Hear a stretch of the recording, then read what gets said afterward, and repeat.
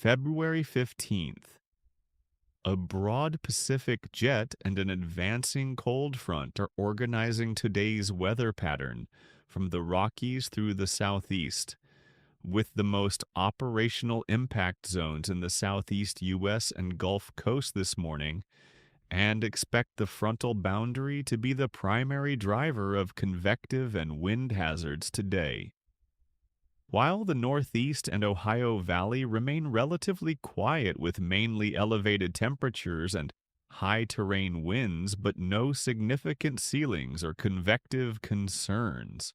From the southern plains into the Gulf Coast, southerly low-level flow ahead of an approaching front has pooled moisture and steepened lapse rates, supporting scattered convective development and a documented slight risk for severe thunderstorms across northern Florida into southern Georgia this afternoon. An evening with damaging wind gusts and a couple of tornadoes possible as storms evolve along and ahead of the boundary during peak heating hours. The Florida Peninsula VFR to low-end VFR conditions early will be challenged by increasing south to southeast winds and building mid-level instability this afternoon.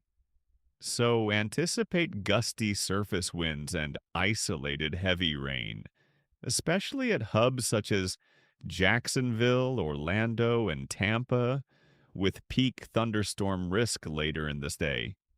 Along the Gulf Coast from Louisiana into Alabama, low-level moisture return and overrunning on the southern flank of the front will support showers and embedded thunder with isolated strong gusts at times.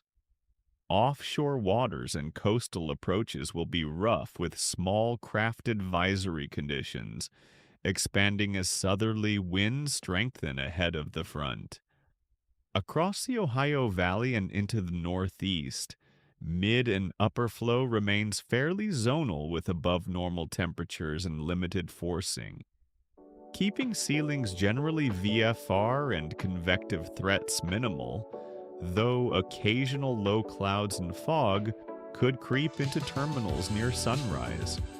In the Great Lakes region, warmer air over lingering snowpack is producing some melting and have the potential for localized low-level wind shear and terrain-enhanced gusts near Lake Michigan.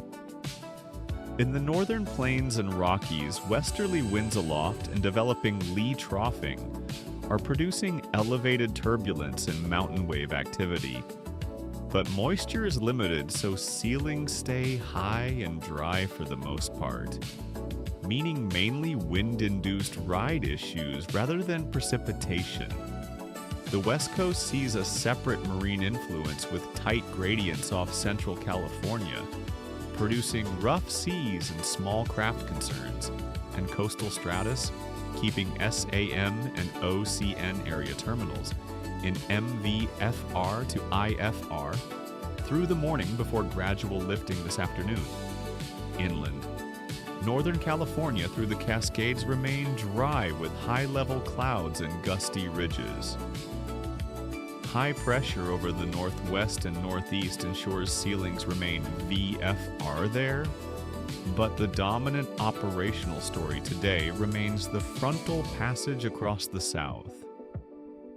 Crews operating in the southeast this afternoon and evening should prepare for rapidly changing conditions with strong wind shear, gust fronts, and embedded convective cells as the boundary pushes through, while other regions will mainly contend with elevated winds and localized visibility restrictions without organized precipitation.